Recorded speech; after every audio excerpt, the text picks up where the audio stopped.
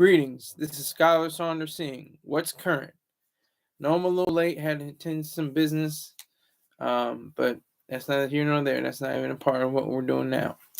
Hey, out there in broadcast land, I see you, Rick James. I see you, Height. Salute, Height. You're the only one so far in the chat room that has given me money. Rick James has yet to do that. He has shared my story, so I respect him on that level, but he hasn't given me a dollar amount. So, Height, I'm letting you know this is my PayPal address again. Do what needs to be done.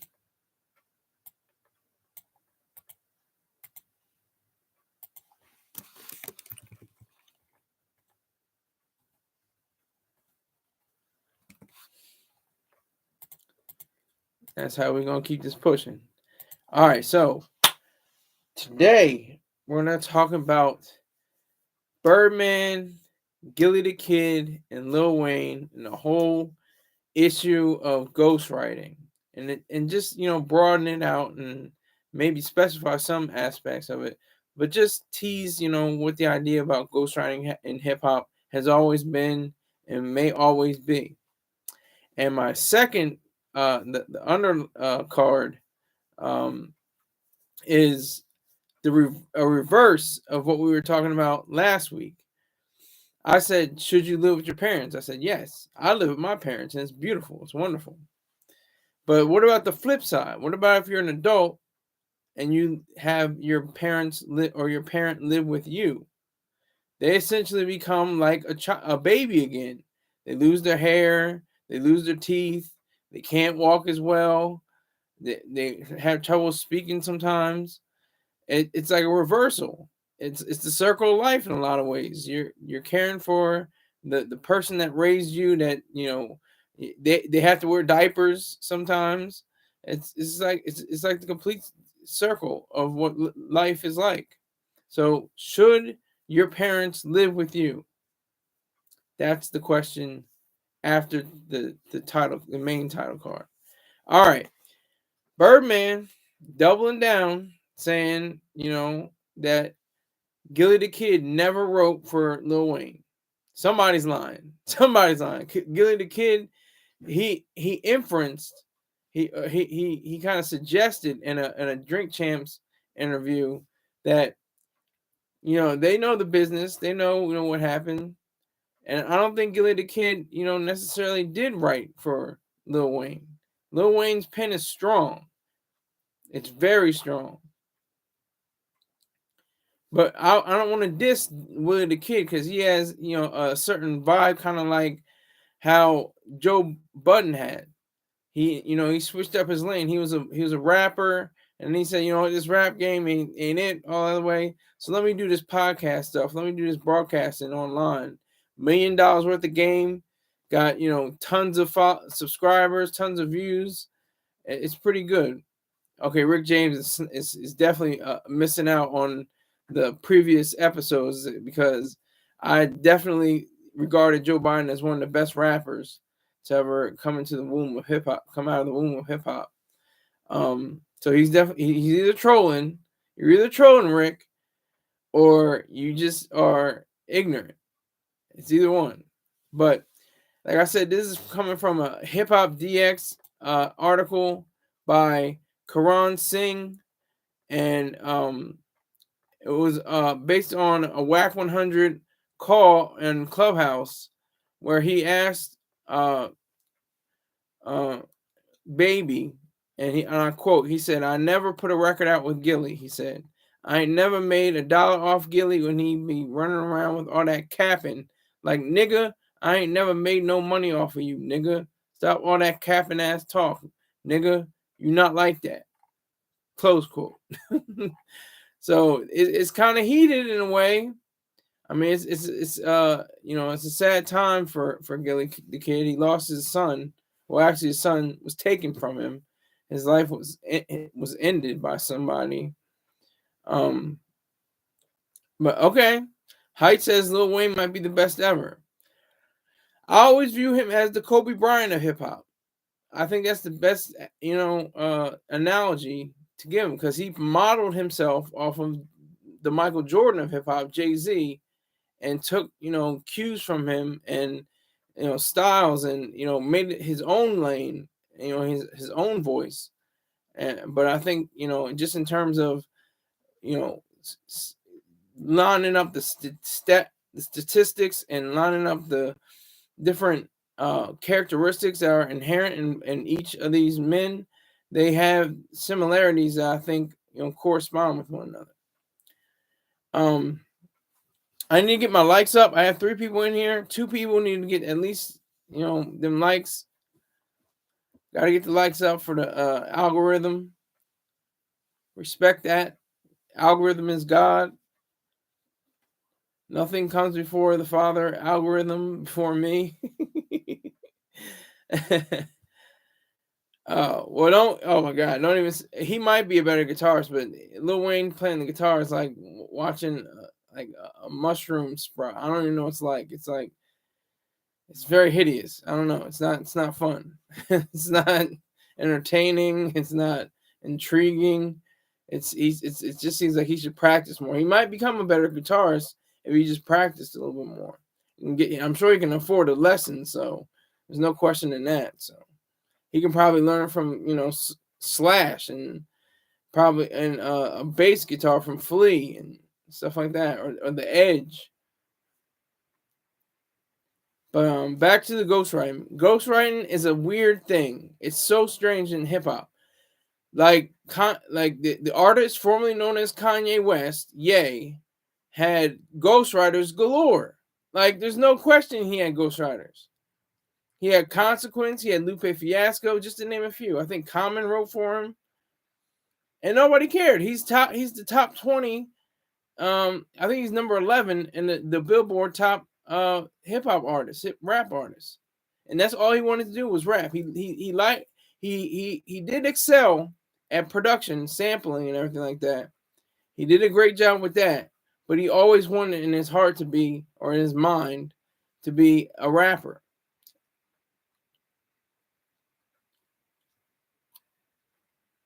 Okay, I like how you're very, vocal this time. You aren't always this vocal. I appreciate you. Thank you. I appreciate a donation too, but that's all right. I'll repeat what you said. Wayne Kobe is good analogy. Yeah, thank you. When factoring in style, dreads, tats, swag, autotune rapping, stream of consciousness rapping, Wayne pretty influential, very much so. To the people of this day, very much so. It is a fact. Already donated today. Hallelujah. Thank you, Jesus. In the name of the Father, in the name of the blood. Let me just check that real quick. Thank you, Height. That's all I'm looking for. 10s and 20s. And you put up $10. So now look, we go like this. $10 raised. And where is it? $70. Go.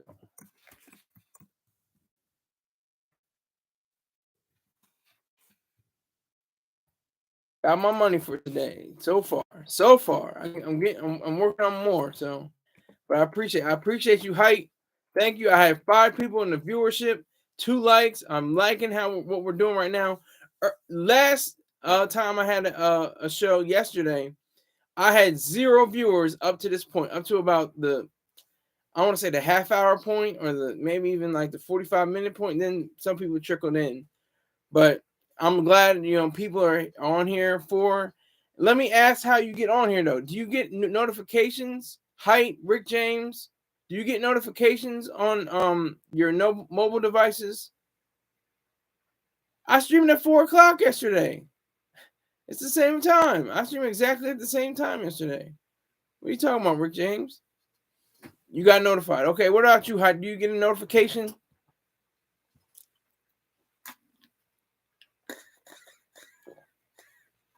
You get notifications? And okay, while you're answering that, I want to say also, Jay-Z, I'm a writer, not a biter for myself and others. So it's like, is it okay that you're a ghostwriter? Is it like, does it seem like you should be a ghostwriter? Is it wrong to just have a song ghostwritten? Think about Drake. He has a legion of alleged ghostwriters. You're just always on YouTube. Okay, that's fair. That's fair. I got 3 people in here with 3 likes. I like that. I can work with that. We can do. I would love to do 30,000 people with 3 million likes. I don't know how that would work, but 3 million people with 30,000 likes, that could work. I would like that. I would enjoy that. But it's 3 people in here with 4 likes according to YouTube, and like I said, and like Tone J said, it's very much like that with people that are just starting out. You know, when you have thousands of viewers, you can't. It's not even going to show like a whole list of people jumping out. It's just going to show the 1K most likely. But I digress. I got to talk about this ghostwriting. Jay-Z wrote for Dr. Dre and Snoop Dogg, representing for the people all across the world still. Yeah, I'm not gonna say anything else. I'm not gonna say anything else because that's gonna be a copyright strike. But he wrote those lyrics for them. So is that a detraction against Dre and Snoop as being some of the best rappers in all time? It's goofy to me. I don't understand how this is even news, but I'm reporting on it because it is. But you know, I found it on Hip Hop DX, and I was looking at the other sites. I look at All Hip Hop and Hot New Hip Hop, and I thought this was the most intriguing one because it's just weird to me how in hip hop, and especially in hip hop, you know, they have writers for singers. Singers mostly the greatest singers, Frank Sinatra, Whitney Houston, Michael Jackson, Elvis, they didn't write their songs mostly. They had other people write their songs. They had whole teams come in and write songs for them. But in hip hop, it's like, no, he definitely didn't write my rhymes. I write my own rhymes. I don't have. It's like, what? Where did that breakdown stop? And like, if you used other people's rhymes, you'd get beat down in some circles and different uh ciphers. You could get a beat down for using other people's stuff. So that's totally different from the game of singing, because you're often singing other people's words. So with Gillie the Kid, look, it's at 0 now. I don't know why it's at 0, but I appreciate Heights donations so far. We can always make it more. We got 70 more to go. $70 more to go. That's all right though. That's fine. And it's probably one person in here anyway.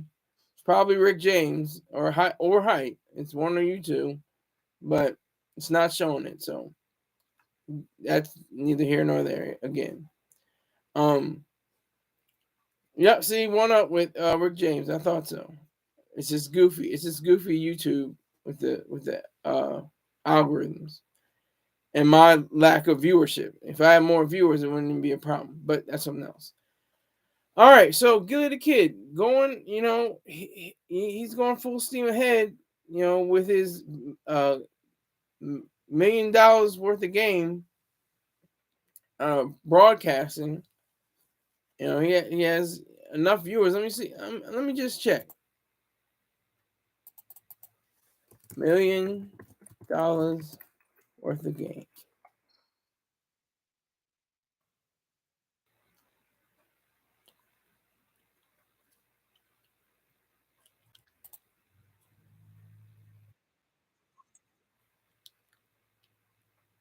They have 1.38 million subscribers. That's pretty heavy. And let me see how many. They have 319 million plus views. So I'm just imagining how with their other analytics are, which are more important, their gender, the geography, and all those come into account. I mean, it's probably even more than most people would imagine. But Gillie the Kid's not hurting. He's definitely not hurting in these streets. He probably has other investments as well to go on with it. So That's the key to this game, to continue on with whatever you have. And for Lil Wayne didn't really speak. It was all Baby and Wack 100. Baby or Birdman, he said that, and this is a quote. It,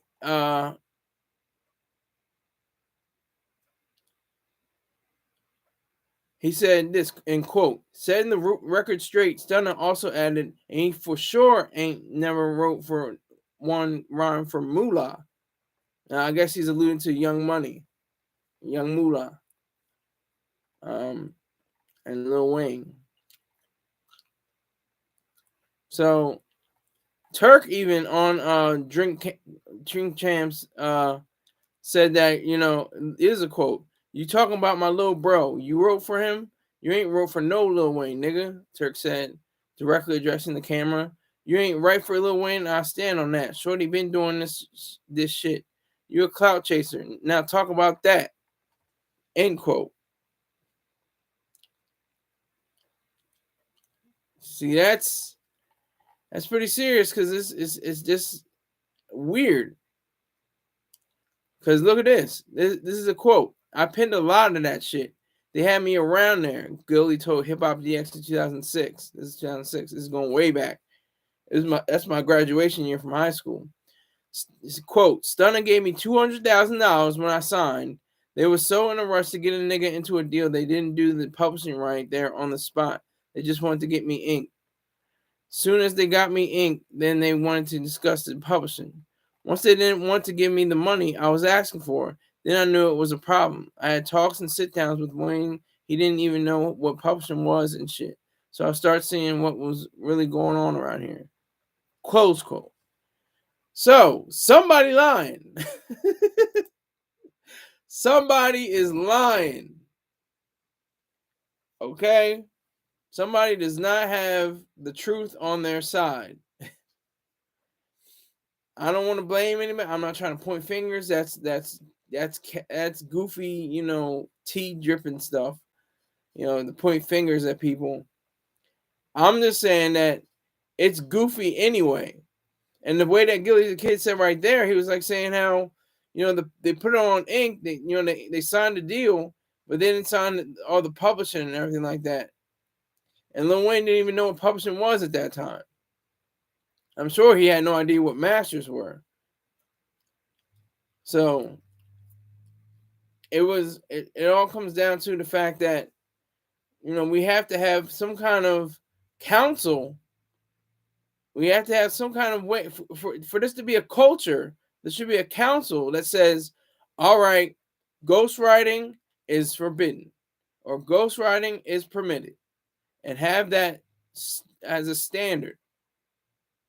Block the writers in the room and just have the MC write his or her own rhymes. Greg S is in the building. All right, you're not like Height. It's Greg S and Rick James, both free riders.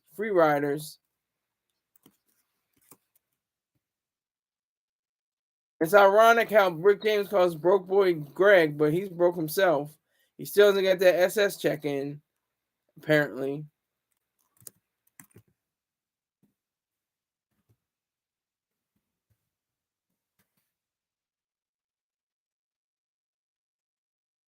So, and it goes down to 1 again. I love it. I just pointed it out because it's funny. It's weird how it fluctuates like that. But I know why. But Gillie the Kid, he's among so many others that have written for other artists. And that's the point of it. I guess it's the weird thing. It's like a ghostwriter that you can see. It's like you can see the ghost. You can see who it is. It's not really a ghostwriter for long. You're just a writer. you're just penning for other people, just like Jay-Z and so many others. And Kanye, like I said, or Ye, he had the same thing. Lupe Fiasco wrote, I think some parts of the College Dropout or Late Registration. I think Diamonds from Sierra Leone. I think he actually wrote that verse for Ye. And the same thing with Rhyme Fest. He wrote that. He wrote Jesus Walks for Ye. And consequent, he wrote many songs for Ye. So is it just because of the producer?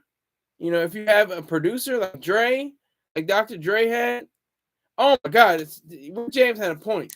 I'll say this, even though he's never sent me a single dollar. Oh yeah, it was stolen. I'm sure it was. Yeah, yeah. And Greg said I stole it. He said I heard a rumor that Killer Mike did some ghostwriting on Beautiful Dark Twisted Fantasy. I'm not the one to spread rumors, but I know for a fact that Beautiful Dark Twisted, My Beautiful Dark Twisted Fantasy had so many writers. Oh my God! If you look at the list of credits, your eyes would glaze over, and maybe a tear might fall. I have 5 people in here with 5 likes. I'm feeling it. I'm rolling right now. I'm moving, shaking, and popping. But so many people wrote for that record. I mean, he had so many recording artists and so many different studio engineers and record producers. It's such a great such a monumental album. It's his finest work, I think. It's not his magnum opus. His magnum opus is Donda, the first Donda. That's his magnum opus. Even though people say, oh, well, the masterwork and the masterpiece is the same thing as the magnum opus. No. Magnum opus means his largest work, and it's by breadth and depth. I think he went deeper and more with more breadth with Donda than My Beautiful Dark Twisted Fantasy, even though that is the master stroke. That's the masterpiece. I am out on mine. I'm bipolar and Donda. Yes. I will answer those questions, Rick James. Donda is his magnum opus. Not his greatest work. I'm making that distinction. It's not his greatest work. It's not his best piece. Not his best work, but it is his widest range, widest breadth, and widest depth. Yeah, I'm on that stuff again. Olanzapine, trazodone, lithium, clonazepam. Look it up. Look all those up. You're like, wow, okay, he's really on that. Yeah, that's what it is. But getting to the writing thing, I mean, it's a joke, and it all really comes down to a money grab. Because if it wasn't money involved, they wouldn't care. If somebody just came in off the street and said, "Here, I'm gonna write this record," she can't hear me. Yeah, not in there. Not in the. I can't. I cannot. You will. Well, that's different. No, it's not, Mom. It's my dad. Salute to Baja Jackson.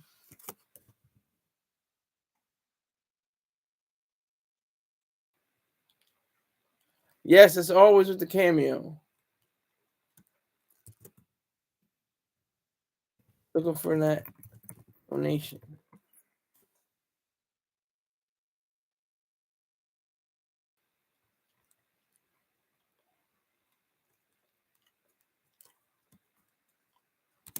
Salute. All right, so Gillie the Kid, even if he is the ghostwriter, would that be something wrong? Yeah, Greg asked, yeah, with the belt. Yeah, never with my dad. Maybe if my mom was still alive, that would probably be the fact. But never with my dad. Never even close. But I think that the best thing that we can assess for somebody that is a ghostwriter is to say that they're doing the best. Rick James said this: his best piece is the song "Jerome's in the House." Watch him out. That's Yeezus. That's not. That's a class. That's a monumental album too. He has 4 monumental albums. Yay. He has College Dropout, Late Registration, My Beautiful Dark Twisted Fantasy, and Yeezus. Those are his monumental albums. The rest are lesser classics.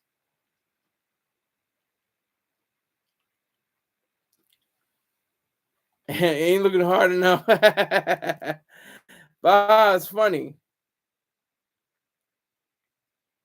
Yeah, I there has been questions about Shakespeare having ghostwriters throughout the past.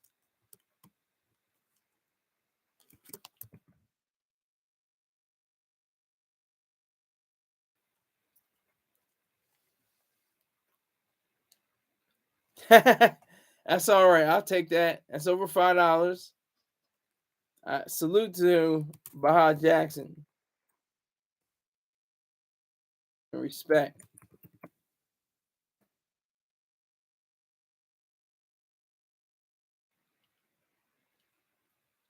Cruel Summer is not one of his. That's a compilation album. That's not a solo album. That's a compilation of a different artist.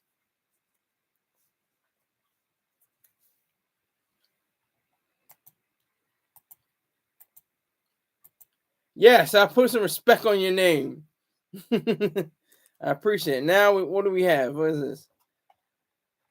What do we have? Okay, 17 minus 70, 10, 60, 57. Is that right? Oh, Jesus Christ. I'm trying to remember. I'm trying to forget. $17 raise.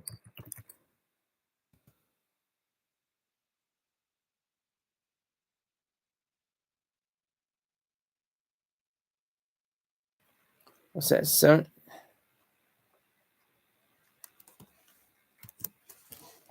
Hold on. I'm trying to work it out right now, y'all. I'm trying to work out the business before bullshit.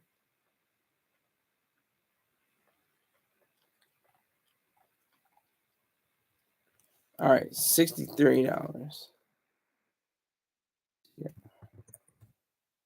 It's my terrible math skills, by the way.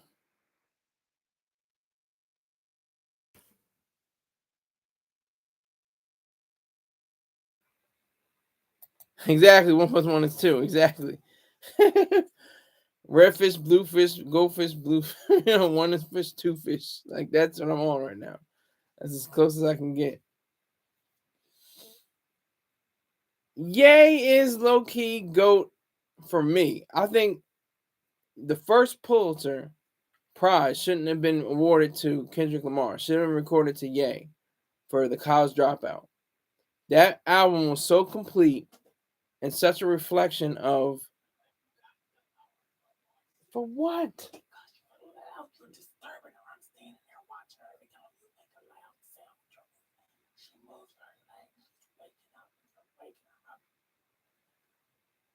Okay. The only way I can do it is pick it up with the microphone. Anyway, what I'm saying is with wait. Hold on, Baha. Hold on. I'm gonna check this out right now. Hold on. Thanks for that, by the way.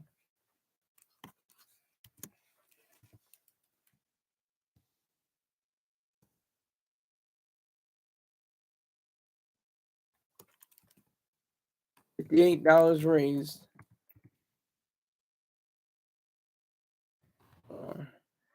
Doing my math skills right now again. Takes a little bit of time. Hold on. $58 raised.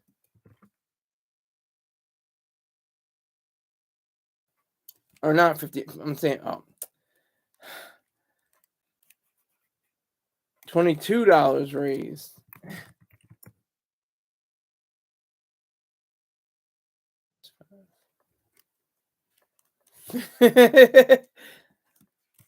$58.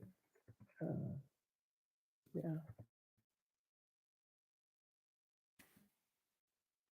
All right. So we're clear. We're back on point. We're back on the right page. So we have in our midst the ghostwriter. And if Gillie the Kid was in fact a ghostwriter, who cares? If he wasn't, doesn't matter. Lil Wayne is one of the greatest artists ever.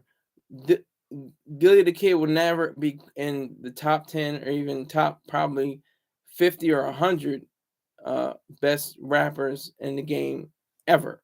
But that doesn't cheapen his stance in the hip hop pantheon. He's one of the best to ever do it. And if he has that much of a good pen, then he should be recognized for it and be paid for it. Now, talking about something real, like I said before, the opposite of what I was talking about last week. Should you live with your parents? And I'm questioning that a little bit more focused on today, if you know what I mean. But should your parents live with you? Should you be taking care of them? Like so many people say, well, they took care of you. They, ran your baths, changed your diapers, uh, taught you how to speak and spell, and so many things, mathematics, all these different things. Is it on them? Is it on you to take care of them in those late stages of life? What is it about that you have? What is it that you have? When you if you're able, I'm talking about if you're able, not unable, not if you're unable to take care of your parents, but if you have the possibility of taking care of your parents, then why not take care of them? I'm just checking to see if Baja's in the $50 club. Let me make sure. Not quite, but you have passed $50 total. Total Baja Jackson, yes. But not for the month. You have to have $50 in the whole month. It's got to carry for the month. But I appreciate you, Baja Jackson. Thank you for the donations. I do appreciate that. You are one of the people that are not a freeloader or a free rider like Greg S. and Rick James. So that is key. I appreciate that. Thank you. But Baja Jackson says, yes, you should take care of your parents. Why? I don't know what FOS. I have to look up FOS. I don't know what FOS stands for. Let me look it up.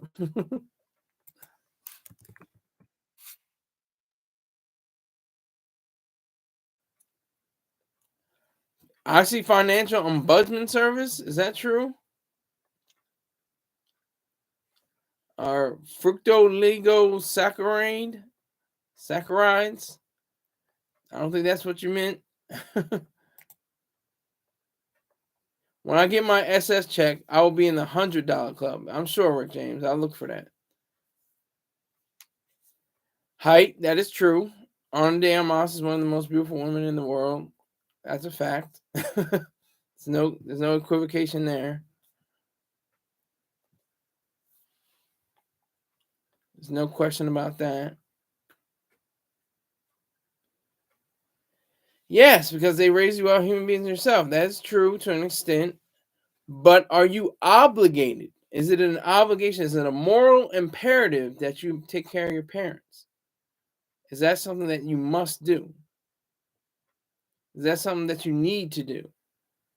Is that a rite of passage in a sense to becoming an adult?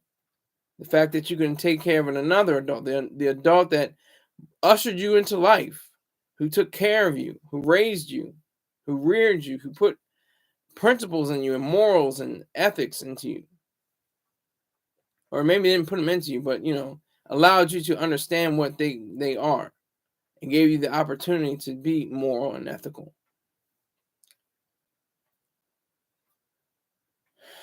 Height saying it is nice, not an obligation. Well, I didn't say. You can say put into you and your mind. Hello, Greg S. Keep your mind out of the gutter. And I'm talking about morals and ethics, not body parts or something like that. Whatever you're thinking of. Okay, so throughout history, Baja Jackson, there's been slavery. Is that something that is a good thing? Something that should be passed down traditionally? Do you think that's a certainty? What do you think of that?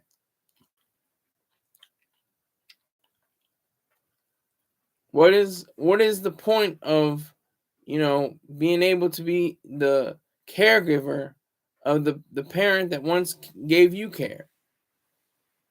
Is that something that is necessary? Well, I'm talking about slavery, the slavery of human bondage, treating other people like chattel or chattel, I think it is that proper term. Treating people with stripping people of rights, acting like you have rights, quote unquote, over them. That's the kind of slavery I mean. Grandma moves in. Yeah, exactly. Exactly. So with the amount of people that come into, you know, the work world, you know, and they're about to retire, and then they retire, then they have their parents to take care of. Their parents are in their 80s and 90s. They're in their 60s. Their parents are in their 80s and 90s. They have to take care of them. What do? They look at the brochures. They open up the brochures. They say, wait a minute, this, Meadow Lane Drive sounds so much better, doesn't it, Mom? Doesn't Meadow Lane Drive sound so much better?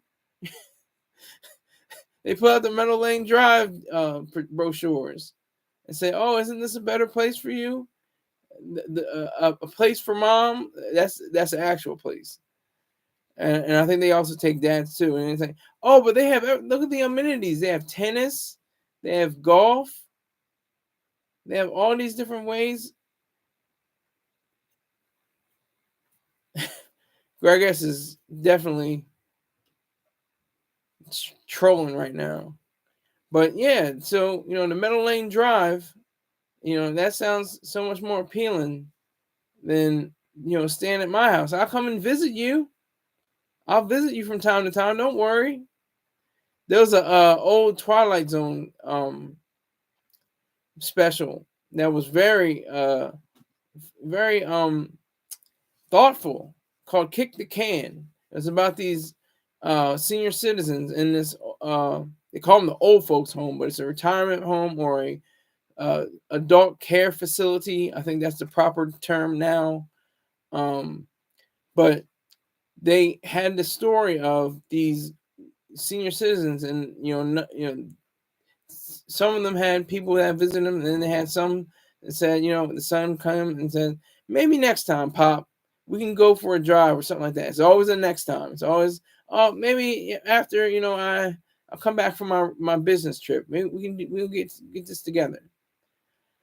And it never happens. And the whole point is that they make it an imaginary situation. I'm not going to spoil too much of it, but they make an imaginary situation where they kick this can in this game, and they're very virile and strong and powerful again.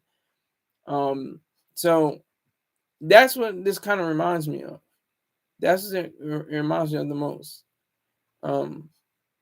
It has that flavor of being, you're the main, idea behind guiding the the last days of your parents' life. That's your whole the whole stick. That's the whole reason for being, for your existence. Now you can have it so you don't live. They don't live with you, but you still can care for them and come to their need in living in their own house. But that could be, detrimental. Yeah, exactly. Baja Jackson.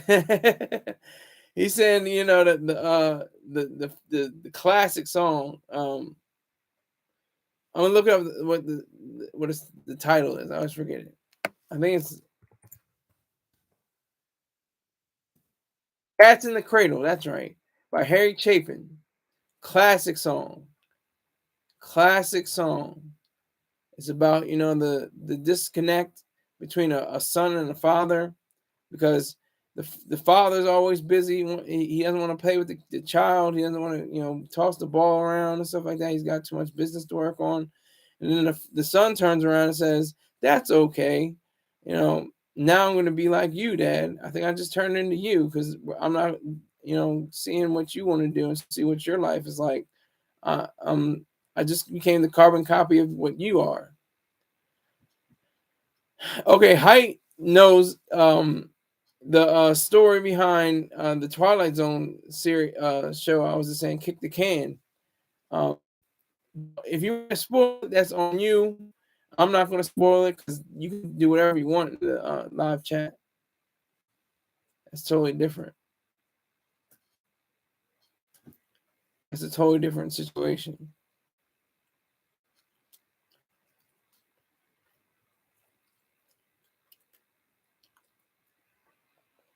It's a totally different situation.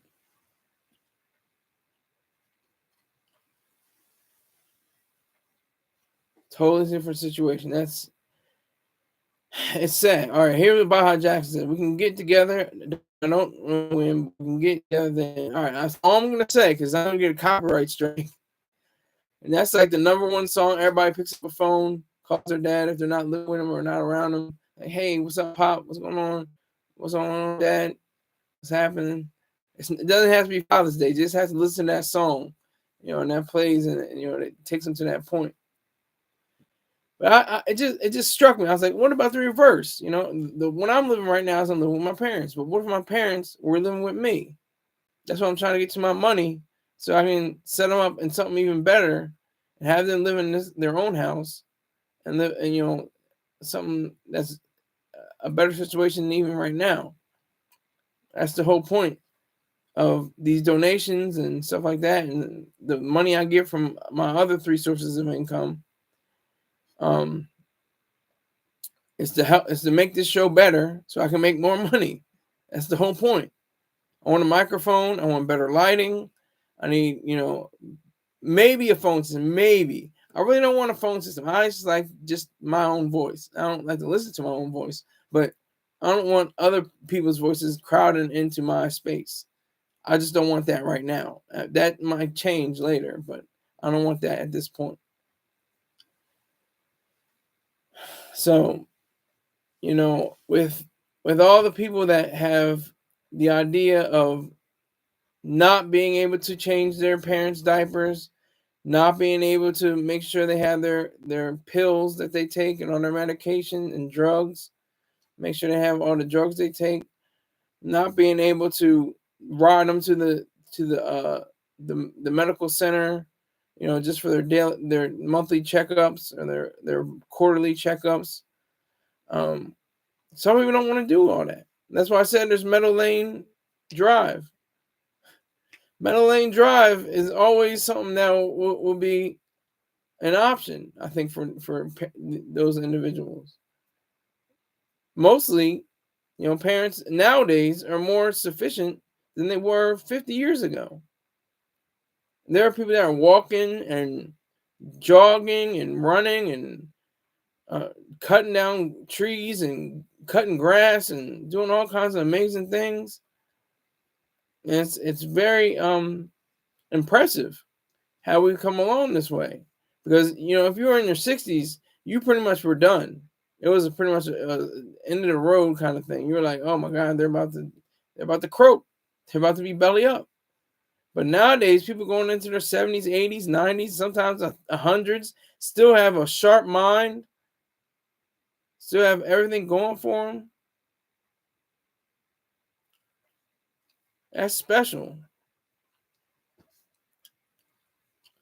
Yeah, your parents did that for you. I mean, it all depends. Meadow Lane Drive could be an option. If the Meadow Lane Drive has professional care facilities, and your parents actually like it there, and they enjoy being in that environment, I would say kudos to that. More power. That's great. But some people want to be more independent, completely independent. I mean, you have some level of independence in those kind of facilities like Meadow Lane Drive. That's just a fictional, idea I just popped in my head. Meadow Lane Drive is like an oasis. It's like amidst the desert. You get the idea of being where you're. Yeah, but boarding schools it's a little different than boarding school. I would say Baja Jackson. Boarding schools prepare you for the rest of your life, like the entirety of your adult being. Meadow Lane Drive and places like that prepare you for the last days, your final days. They allow it to. That's why they're called facilities, because they're facilitating. They're making it easier your final moments on this earth. I hate to put it down like so dark like that, but that's the facts. That's just the truth. All those places, and they're not cheap.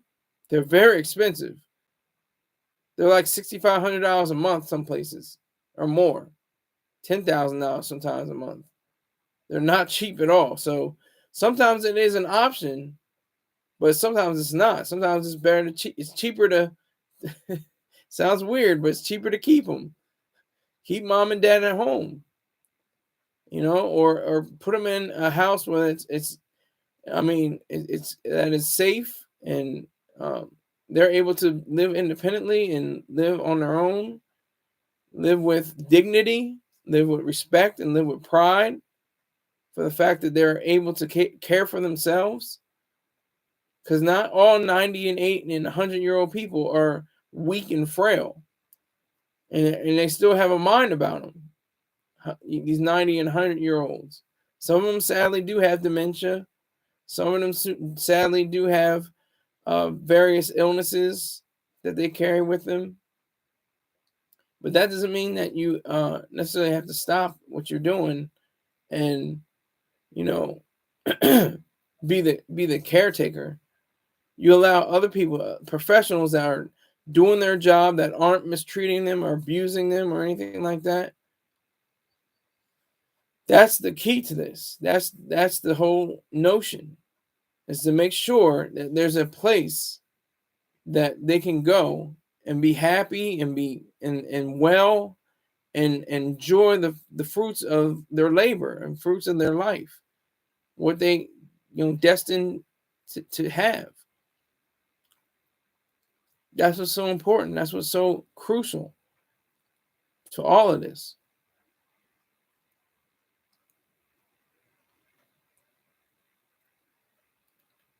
That's what makes this make sense.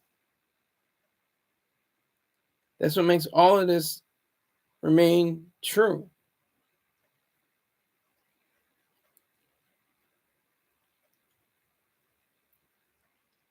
And that's what is so real.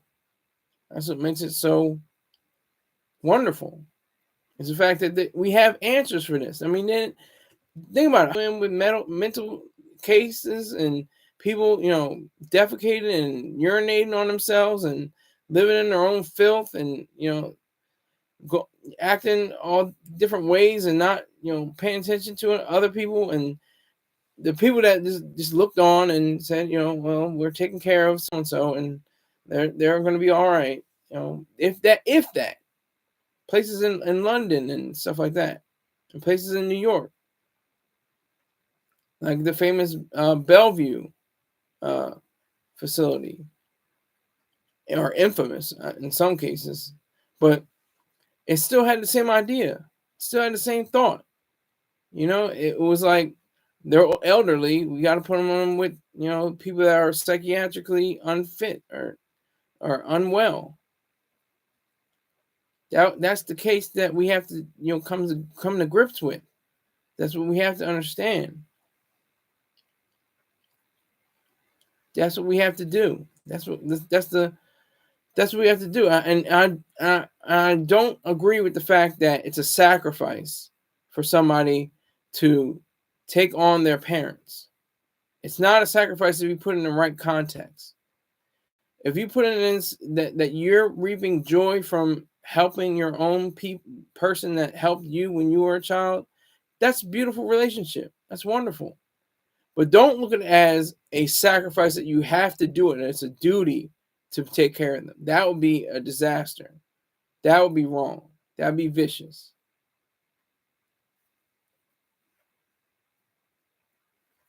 That'd be on the wrong side of right, to put it shortly. That wouldn't fit. That wouldn't be something that you would look forward to. Everybody would be miserable. Your parents would know that you don't want them to be in your house, and you would say little snide comments like, well, you don't have to be here. You could be at Meadow Lane Drive, wherever the case might be. And that could just go back and forth all day. That could just go back and forth all day. And everybody will be miserable. So I think it's important, even if you're a millionaire or a billionaire, make sure you have it. So, your mother, your father, they live in an independent residence. If they do live in that independent residence, that they're fine, that they're all right, that they're going to their checkups, that you're not going to worry about them falling in the shower or near their bed or something like that. That's what is so key. That is what is so crucial. That's what is the center of all this. I mean, it's not even nothing to laugh at. People fall. Thousands of people fall every day, and every year, millions. They may not die. Not everybody dies when they fall, but thousands of people die of fall. It's probably a fall every few minutes, and that's serious because if they break their hip, it's not a good sign. That's not a good thing that could happen.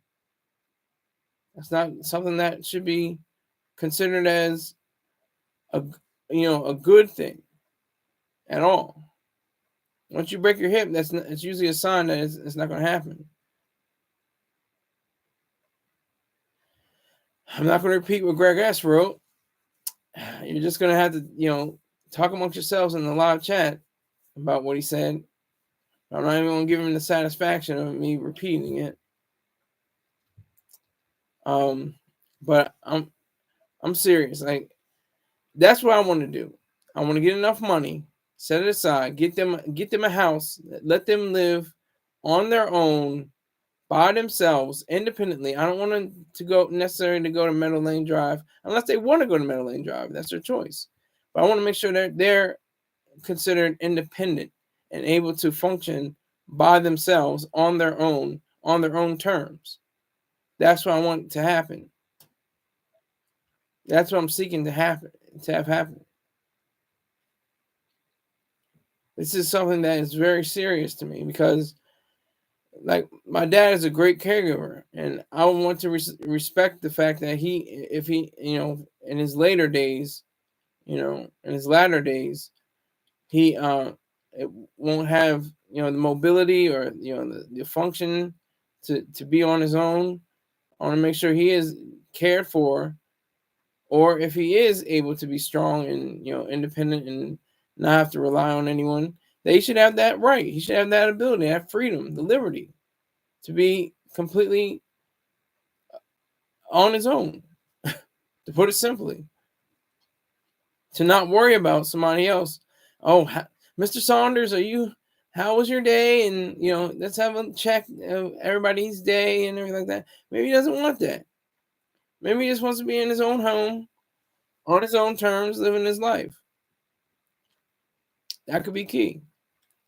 I mean, even that, they got different shows now about senior citizens. They got the Golden Bachelor. It was the most time I've seen that show. I watched that show one time. I was like, all right, I can't do this. I'd rather slip my wrists. I'd rather hang myself rather than watch the rest of the show. And it was just like trash. But I'm like watching the Golden Bachelor. I'm like, this is actually pretty interesting now. There's a kind of a twist to this, and it had a better hook than I thought it would have. I thought they were like, oh, these broads up here just gonna be these bitches is gonna be slobbering all over him and trying to get a rose, and they're kind of like that, but they're all over 60 on the contestants. He's like in his 70s, and so it make sense if he had the idea that he could take on at least one of these women and make a wife out of her, maybe, and they could live the rest of their lives in bliss. I mean, what's wrong with that? Let senior citizens be great. Let them enjoy sex. Let them enjoy life. Let them enjoy, being a human being still. Because your mind doesn't have the same, capacity as it was when it was a baby, of course. You grow older and you have more wisdom and you have more life and more knowledge. And you should be able to exert that and show that and have that in action. That's what should be able to come up with that. That's what's so important. That's what's so truthful. That's what's so real. That's what makes all this possible. All this is possible because of the fact that you had loving parents that instilled in you values, morals, and ethics and virtues, and you're repaying them. No matter in either of those cases, either they're living with you, they're living on their own, or they're living in a home. And I think either way, as long as nobody is abused or used or in a dangerous situation, they should live happily ever after. They should have great lives. They should have great sex lives. They should have great thoughts and thinking and understanding of who they are. That's what is possible. So I ask you again, should your parents live with you? Should your parents be the ones that are under your care, that you're going to be the one to always be there for no matter what the case may be? You're going to make sure they take all their drugs, their prescribed drugs, make sure they go to the hospital when they need to go to the hospital, make sure that their house is not baby proof, but senior citizen proof, I guess. I don't know. But you have, you have that stair lift. You start at the bottom and go to the top. You started at the bottom, now you're here, I appreciate that, Rick James. I appreciate it. I had a few bumps and stuff with that, but we're rolling. We're rolling. He said, great show so far. And it's going to be a great show for a little while. I'll let it go until 20% goes down again. Rick James says, I'm getting up in that age where I need to start I think it said wondering about things like this. Exactly. You're in your 60s. You're probably able and willing right now. You're probably pretty good, getting around and being without a walker or a wheelchair or a cane or something like that. And you're all right. But 70s, 80s, 90s, hundreds, that's when everything starts breaking down. Your brain starts breaking down. Your body starts breaking down. It starts going against you. More cancers arise. You're more susceptible for pneumonia and other bacterial infections and viruses. Rick James says, I use a scooter occasionally from injury from Nam. Oh, salute to you again, fellow veteran, Rick James. Salute to you. You're money. You're a free rider, but I have to give you your credit. I have to give you your salute, regardless of that.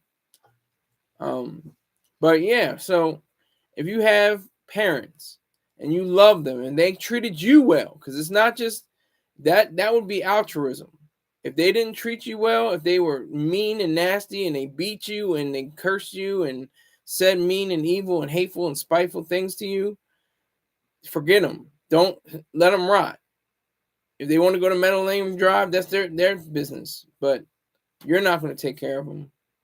But somebody that gave you love and affection and thoughts and ideas and, like I said, virtues and values and ethics and morals, if they gave you all of that, then it is your imperative that you do something, even if they don't live with you. It is an imperative that you trade with them. You do a trade. If they did right by you, you do right by them. That's the key to all this.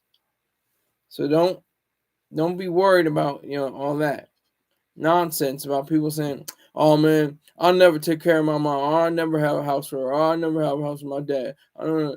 If they were good people, then you're in the wrong. But if they were, if your mom was a alcoholic and she spat on you or something like that every chance she got, don't take care of her. Don't even bother with her. Leave her out of the picture in your life. Completely disregard her. And take time to understand what it means to be in the life of somebody that once made your life. That's what is so important. Hey, I was going to run out. If I get a few more donations coming in And if I get people to, Rick James tells Billy Spleen or somebody that, I'll keep going, but I'm about to cut out because it's going on for a little while. But Greg Ass is definitely trolling some more. He's definitely getting his troll on. I'm not mad. I got 7 likes. I got 4 people in here right now that I can see.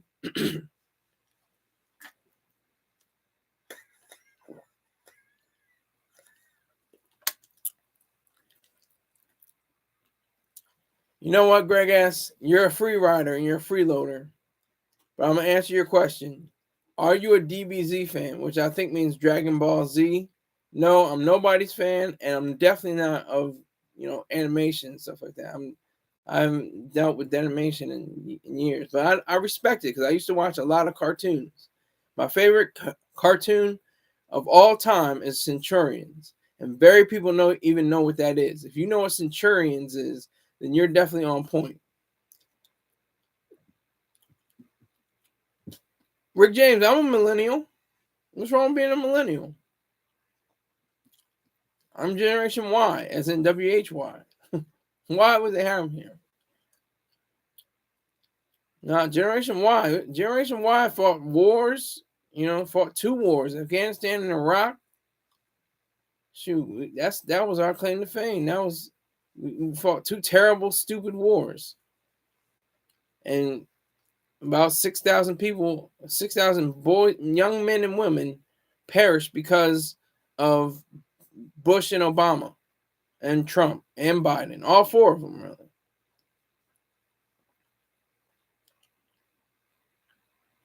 Two Republicans and 2 Democrats were terrible at their jobs and continue to be terrible at his job, Biden, and led to the deaths of thousands of American citizens. And they also mentioned, you have to mention the Iraqi citizens. We have to think about Americans. It's about America. Iraqi freedom should have been American freedom. Operation Iraqi freedom. That's a joke. It's not even funny, but it's a sad joke. It's a grim joke. Should have been Iraqi. It should have been Operation American freedom.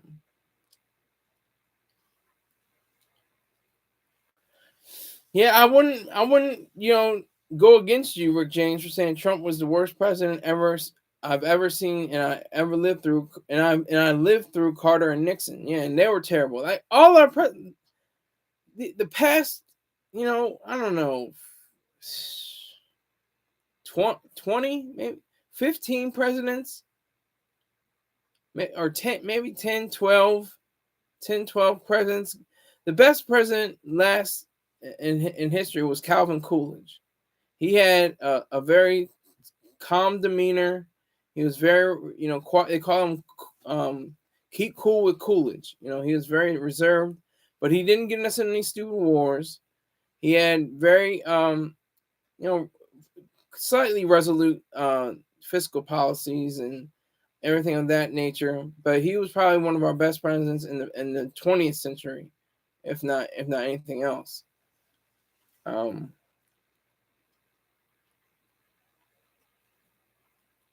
Yeah, that's true. I'll give Greg Ass that. I'll talk about what he said.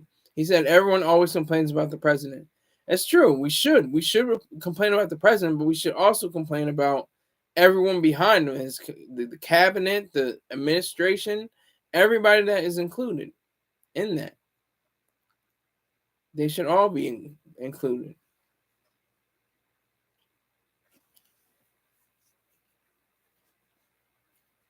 Every one of them. Well, Rick James, let me correct you. We don't live in a democracy. Let me say that again, ladies and gentlemen. We do not live in a democracy. We live in a constitutional republic. Democracy is unlimited majority rule.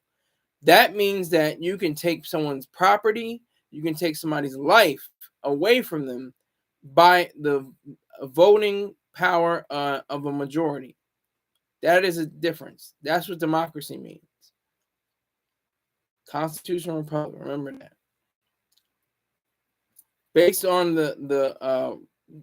this 2 main documents, the Constitution and the most important and most potent political document of all time, the Declaration of Independence. That's the reason why we have what we have, our freedoms and our liberty. It's because of those documents, especially the Declaration of Independence. And y'all are doing well. Y'all got 5 people in here. There's 8 likes. I got $22 raised. I'm not mad. As long as I got double figures, I'm cool. If I got double figures, I'm all right. No, Rick James, we can't talk about Ruler. That's in the past. We might get to it later in a later show, but you know that it's been a wrap. It didn't pan out well for me. I didn't get first place. If it didn't get first place, then it didn't do well at all. I'm gonna leave some time in between to get to that point about discussing it again. 6 people live viewers. Whoever's in here, make sure you donate. Here's how you donate. PayPal.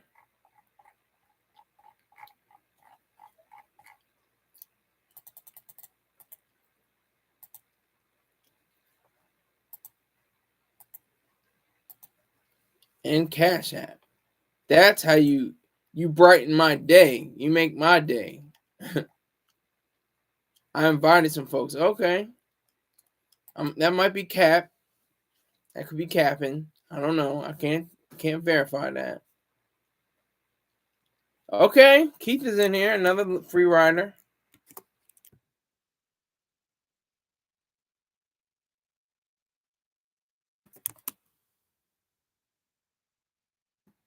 Calls him Harimbe. Rick James calls Keith Harimbe because his name on here is Harumai Aida or Aida. Can't pronounce that properly.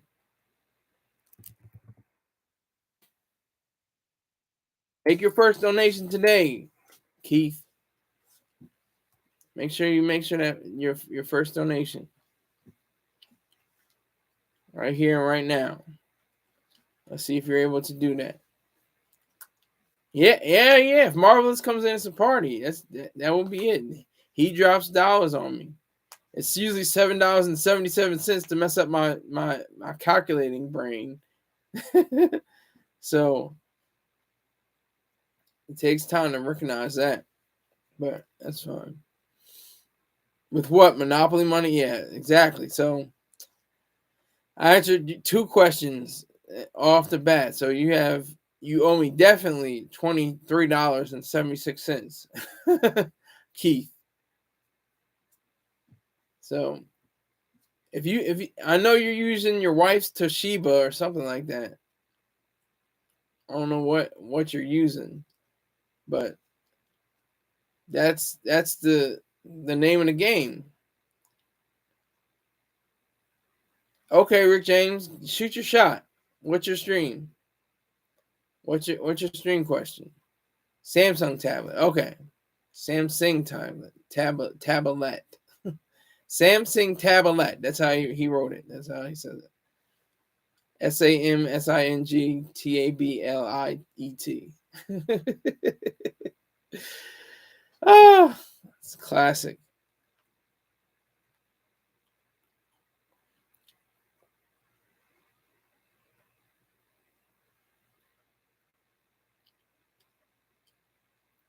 So I'm just waiting on the money rollers, the people with the cash that donate, to step forward.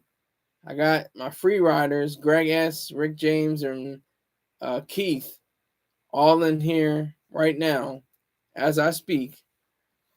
Not giving me money, not like Baja Jackson or Height. Only 2 people in the whole amount of people that came in here. No, it's Chelsea with her glasses on. She comes in on Fridays. She's a Friday girl. I can clock her. I can clock her and count her pockets and watch her pockets. She's a day one. She's a definite supporter. I appreciate her, everything she does. This is great though, people. I don't understand. It's the principle of this is just amazing. If this were like Star, even Mr. Troy Star Terrain's status, I know he takes in different donations from Super Chat and Super Stickers, and he has other businesses that he has to work with. But I don't have to pay a dime in taxes. I don't pay one dime in taxes whatsoever unless I go to Maryland. And that's usually for food. So there's no money getting exchanged in taxes there. So, with that being said, I appreciate the fact that I have so many people that Tony Stark terrain. What? It's weird. All right. So I'm just appreciative of everybody that has chipped in, has brought money to my name, because I don't have to pay, Uncle Sam and IRS or anything at all in any of my four sources of income. I don't have to pay one single dime worth of taxes. And that's how it should be for everyone. Don't say, oh, tax the rich, drain the rich, eat the rich. No, not the rich or the poor. Don't tax the poor. Don't tax productive individuals. I don't care if you're rich. I don't care if you're poor. As long as you're productive, you're all right with me. There's a clip of a kind of heavyset guy, but he's making popcorn, and he's like a master. He's like the Salt Bae of popcorn. He takes the popcorn, he puts it in the bowl, he puts butter on it, then he swishes it up, then puts more popcorn on, then he puts more butter on, and he swishes it up, then he hands it out and gives it to the person. And like that, it's just little things like that that just motivate me. Because he gets paid what? $8, $9 an hour, something like that. And he could have more than one job, but I'm definitely this one job he's doing. And he's just, pouring on the butter and make sure it's in layers in the popcorn. So it's just, I have no idea what Greg S is talking about, but it gives me an example of who we are as people, who we are as individuals, as people who work, as individuals who work, individuals like that, at the lowest levels of the scale. I was on the lowest levels of the scale. I was a cashier. I could terribly make a cappuccino. I could make a cappuccino with like terrible. I needed assistance. I couldn't get it right. I couldn't get the amount right, the proper amount of beans, and it was a mess. I made some frappuccinos pretty well. I could do frappuccinos. I can get those going, well. But other than that, I was a cashier, and I couldn't even do all that right. But I got the Employee of the Quarter award. Gave me a little laptop, gave me a speaker system. Threw a party. I had cake and ice cream. I said this story before, but I do not have my Starbucks uniform anymore. I don't know where in the world that is. It's somewhere stored somewhere. I have no idea where that is, but yeah, the green apron, that infamous or famous green apron. That was my Superman outfit. Because I enjoyed working there. It sucks that you get paid so much, like pennies. You get paid a pittance, but that's what you're worth. You have to understand. You're not going to get paid $100K a year from making a coffee, for making, putting hot water with coffee grounds. That's just a fact of reality. You have to face facts. You have to face the truth. You don't qualify. You don't earn that much for that. You're not that specialized in that way. We might get to a point where it could get there. You might have, who knows? This is what's so beautiful about freedom and liberty and capitalism. We don't know in full, complete capitalism what will happen when you won't need to have unions. They'll just be proper wages for proper work. And there won't be, I mean, I'm not knocking unions. Unions are proper. You know, people should be able to use their bargaining power. But that's about it. That's all that needs to happen. Who defines what is proper? Greg, I'm going to entertain you, even though we're going past the limit. So I'll entertain you. Who defines what is proper? What is proper is based on legislation. How we have to get rid of these laws. How we have to get rid of licensing laws. How we have to get rid of the minimum wage. How we have to get rid of these various alphabet boys or alphabet soup. The DEA, the FDA, the OSHA, EPA, all these different organizations that are not needed, and they take the lion's share of the money that is used in government. Maybe not the lion's share, but they take a significant portion of the money that is used when taxpayers go and pay their taxes. Rick James, the only God there is what Big Elvis the Chef once said. It's the algorithm. That's the only God that exists. There's no God, other gods. It's just the algorithm. The algorithm exists. That's the only one that exists.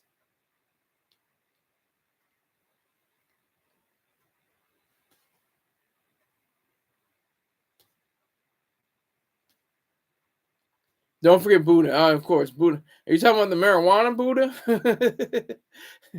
You talking about that Buddha? I know what you mean, but I totally disagree. I like I'm switching topics because I'm just running out of time. But I love how does anybody else get these on their phones and your Pee-wee packs exactly. But anybody get these on their phones? It look like it says this. Lucy, did you go to the museum today? Like they're trying to get you to answer. It's definitely a spam call or text, and they're trying to get you to give them an answer. I'm not going to give them the shout out to give them a benefit of the doubt. I'm not going to give them a benefit at all. Okay, Keith, tax the rich and wealthy. Why? I'm going to ask you the question. Tax the rich and wealthy. And let's say there's no difference between rich and wealthy. Just the wealthy or the rich. Why tax them? I'm gonna give an explanation if you don't say it in the next minute and a half. I'm gonna entertain other people. I'm gonna entertain Rick James. He said, "What do they get from it? Who get from who? He said, why do they want the answer? Oh, I don't get from. They probably want you to say, hey, and why don't you sign up for this and give your social security number over or something. And people probably get scammed. Billions of dollars are generated or stolen, I guess is the word, from people, especially senior citizens who aren't, technologically savvy, and what they do with their money or their information. All right, so let me address Keith. Tax the rich and wealthy. Well, he didn't give me an answer, but I'm going to say this. Why? Why tax the rich and wealthy? Is it because they're the good for being good? Is that the reason why we should tax the wealthy? The ones that are the ablest, the strongest, the smartest, the ones that do the best in life? Why would you want to tax them, which is a punishment? Taxes are a punishment in a given sense. Right now, they're a punishment. But taxes are simply payment for governmental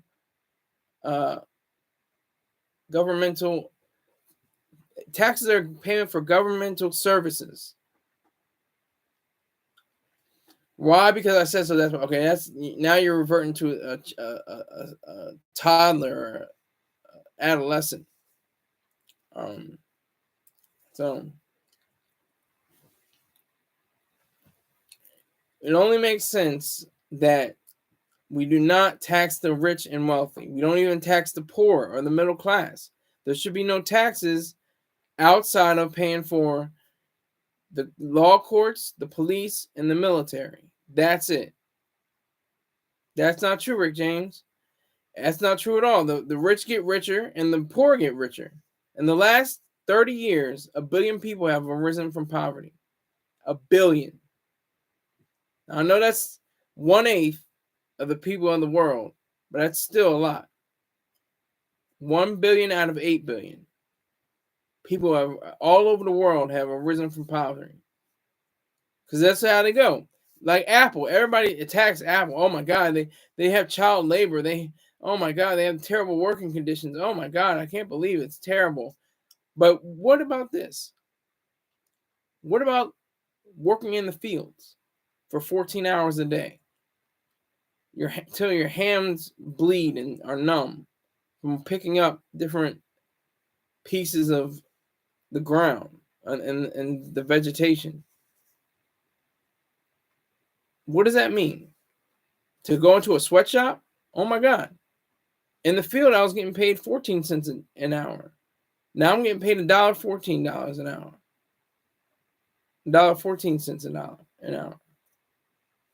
No, it's not the best conditions, but it's better than it was before. That's not true, Keith. I'm going to address your question because it's late. It's after hour. Behind every great fortune is a great crime. That is a cliche, and that is a fallacy. That's worse than a cliche, because cliches are usually true. They're just well worn.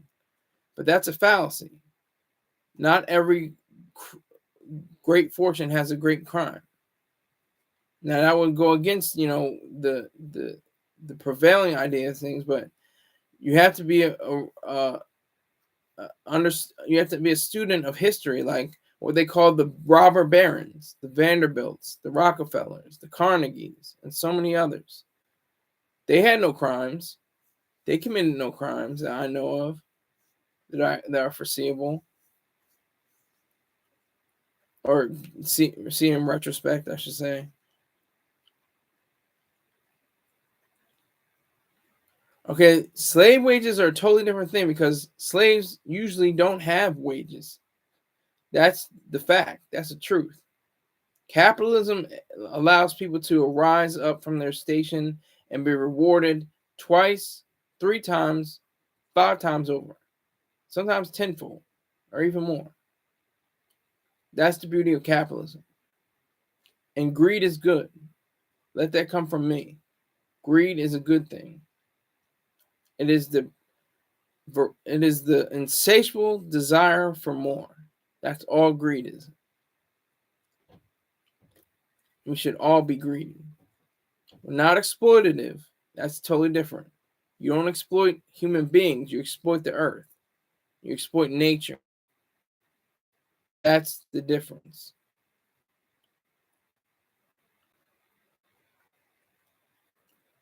Rick James, are you now repeating the Dixieland song? Is this true? Is that what you're doing on my live? On my top chat?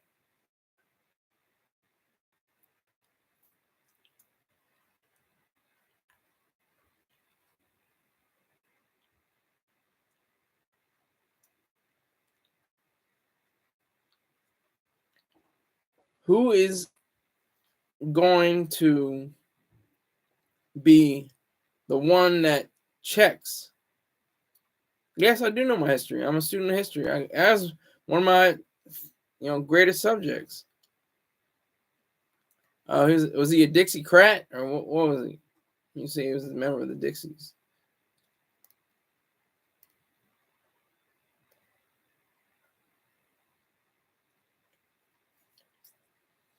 No, I know for a fact that capitalism is the only social system of justice.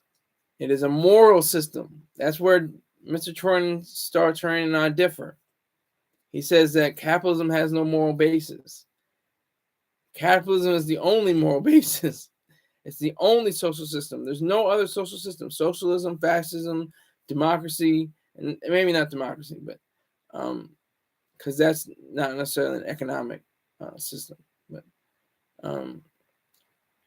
any other system, doesn't have justice at its root.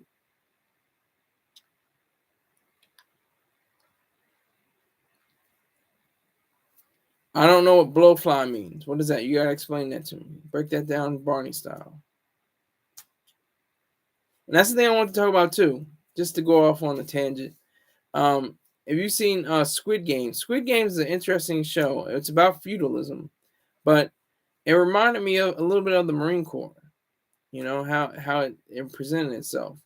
You know, you have these weird little kid games and sayings and stuff like that, and songs, and then it's about complete carnage. So that's what it's like with, if you remember in Full Metal Jacket, there's 3 instances, if you look in the movie, about Mickey Mouse. The drill instructor, Gunny Hartman, says about, what is this Mickey Mouse shit?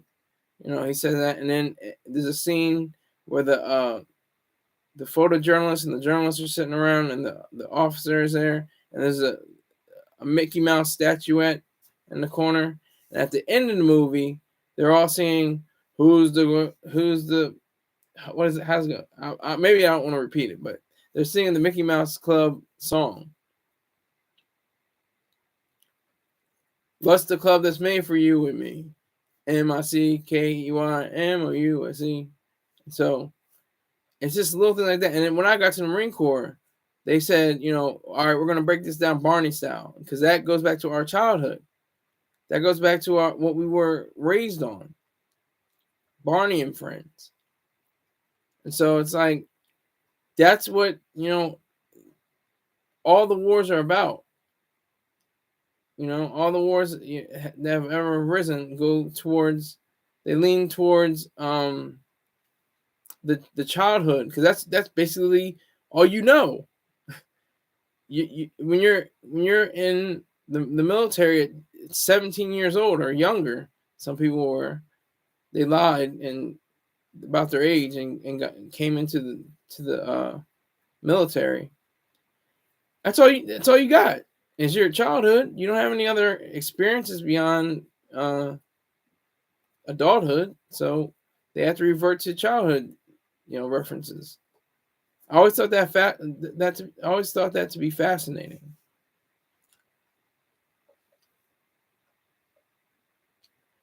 I've never seen the Elmo and Grouchland movie. I'll have to check that out to see what you mean. Some people do that though.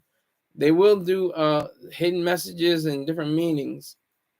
But that always struck me. That struck me when I watched that series.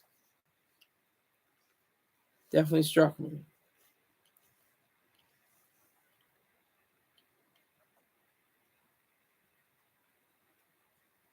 So I think that is basically what I would imagine is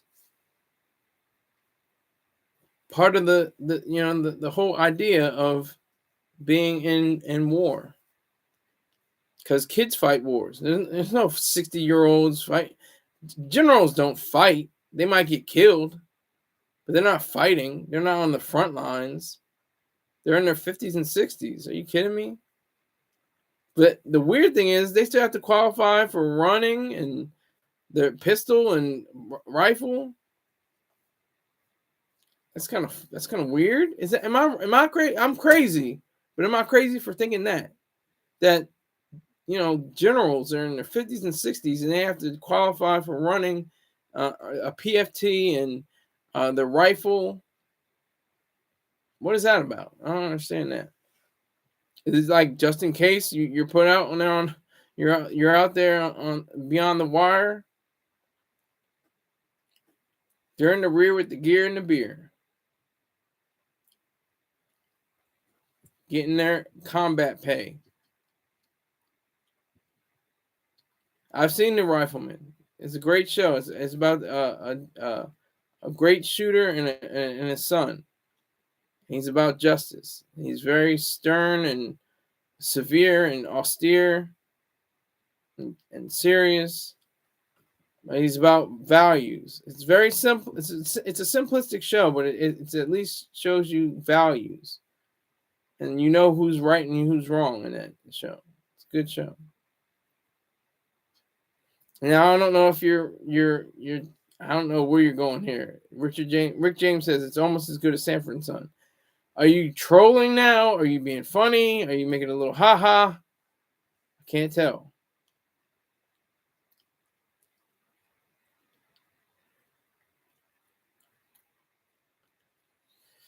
But that's, I'm looking forward to a few things. I'm looking forward to a movie called Poor Things.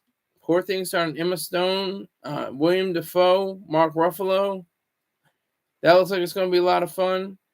I can never pronounce his name. I'm going to see if I can look it up.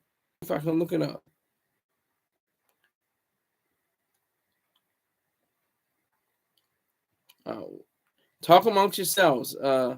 Tarantula Hawk is neither a tarantula nor a hawk. Talk amongst yourselves now.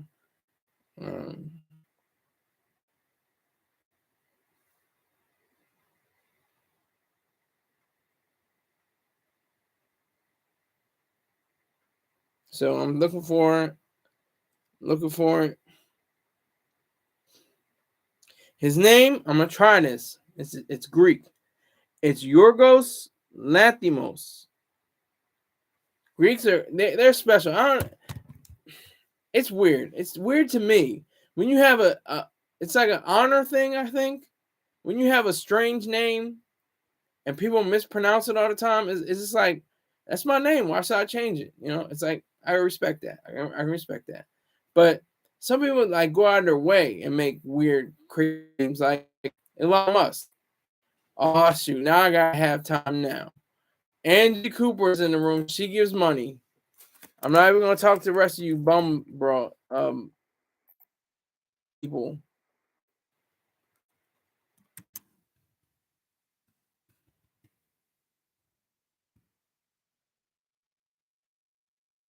Yeah, $22 of $68. $58. Excuse me.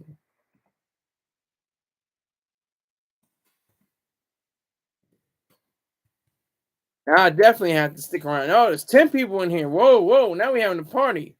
8 people. I need those likes to go up. Let me see the likes. I got 11% left. I'm going to rock it till the wheels fall off.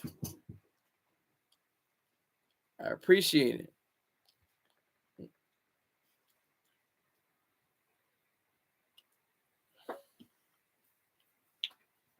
So I appreciate you, Angie. Thank you for coming along. I'm not paying attention to anybody else but Angie. You can say whatever you want. Greg S can be trolling. Rick James, you can troll. Keith, you can say whatever you want. I'm all about Angie. Angie's a lady is in the building right now.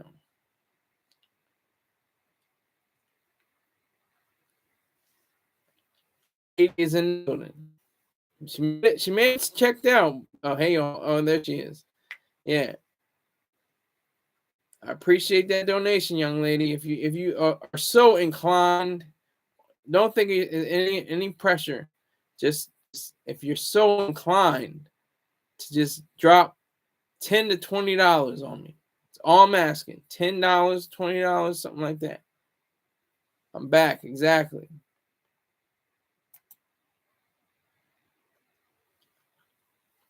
That's right. We have a lady in here. Yes, Angie, definitely. I'd appreciate it. Just it's a nice donation. Just something, keep it going. If I'm breaking up, let me know. I haven't had that all show that I know of. Nobody said anything.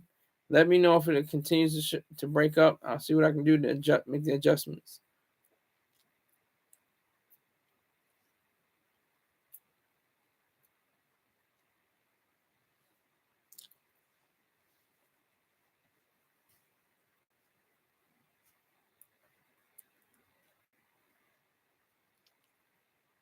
So that's what we're doing right now. Angie, if you're not up to speed, I'm talking about a movie called Poor Things. I'm looking for that coming out. It's coming out later on this year, in a few weeks, I think, actually. If you're not familiar with it, it's by a Greek director. He made a movie such as Lobster and The Favorite, and they were pretty witty, pretty funny, interesting, weird, strange movies, but altogether, well made. So just appreciate that.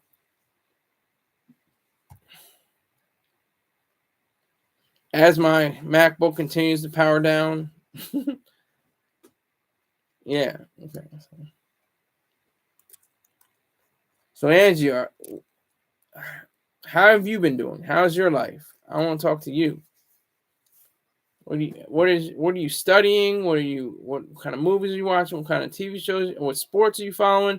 My Phils lost last night to the Braves. They were up 4-0. That's the weirdest thing with baseball, football, especially. You can have 4-0, and then you could skunk them usually. Or I think hockey can do that too. Hockey, only one you don't really skunk is basketball, NBA. You really don't skunk your opponents too much in that sport. The last time that happened was like in the 40s or 50s. But no, the Phils were fighting. They're doing their thing. They're going, and the Braves just made a comeback after a home run. They got their juices flowing. Everything was all pumping. Oh, okay.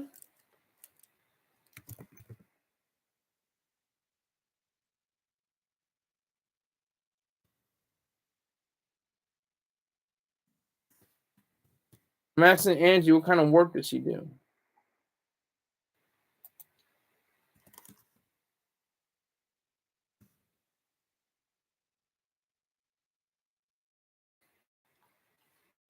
Studying for an examination. Great.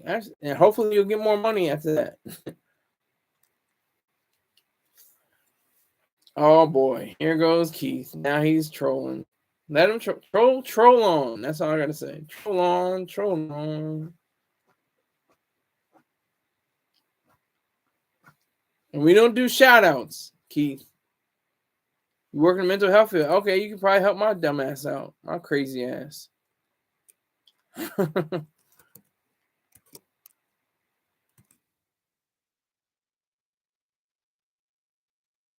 asking Angie why she was out. Why? Where? Work. Why was she out of work? That's what I'm asking her. Asking her why she was out of work. She should have been helping those people with their mental problems, solving issues with their psychiatric care. Okay. You'll be a therapist once you pass the exam. All right. I'll see you. Get that money, girl. Get that position, girl. Do your thing.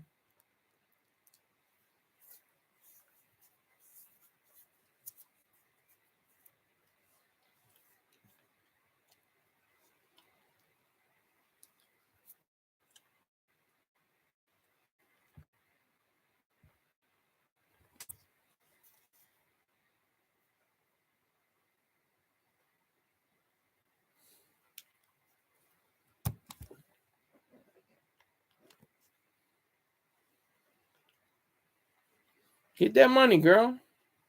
You're gonna be a therapist. I couldn't see myself being a therapist. I get therapy. I'll be getting therapy on Thursday. But after that, liars and haters because I have a master's in there. I'm not educated, but not knocking. Ooh, okay. I see you, Angie. People hating on you. That's all right.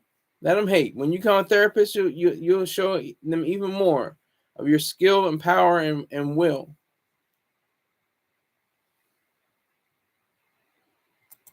Thank you, Rick James. Appreciate it. Got about 4% left. But I'm still talking to Angie right now. Yes, that would be wonderful. Have a professional relationship. That'd be great. I will be paying you instead of you paying me. I remember you paid me before. You definitely are a contributor to this machine. So I appreciate it, Angie.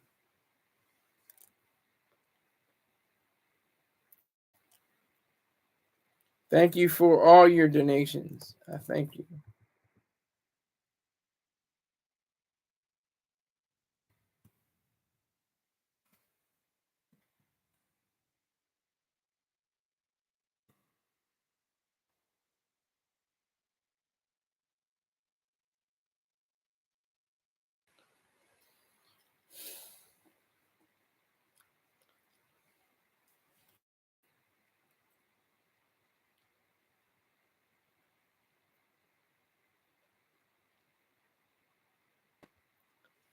Yeah, that's serious. If you're in the medical field, if you're in the medical profession, I salute you. Just like Angie. Angie is in that world. It's a weird world because you got to deal with people that are not exactly stable all the time.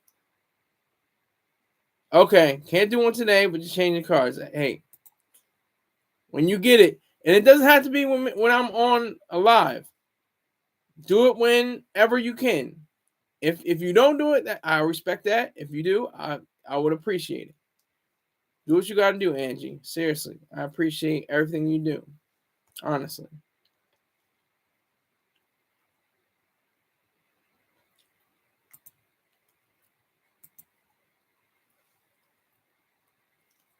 Yeah, so we have, and Rick James, there he goes with a shout out. We don't do shout outs, we do salutes. You salute her. Okay, I can see that happening, Angie. She's saying her coworkers have more of the serious psychiatric issues. That's probably a fact. That's probably a whole fact. I remember my fellow coworkers were a lot more out there than some of the psychiatric patients I spent 5 months, living with in that time period. They were pretty cool and sedate. A lot of them, not all of them, but most of them were very, regular and just playing cards and doing puzzles and stuff like that.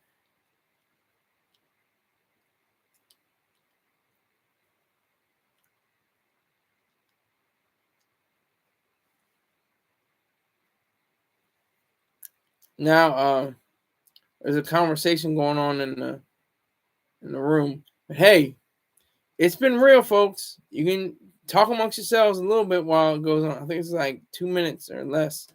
How much it goes. But I want to say thank you to Angie Cooper.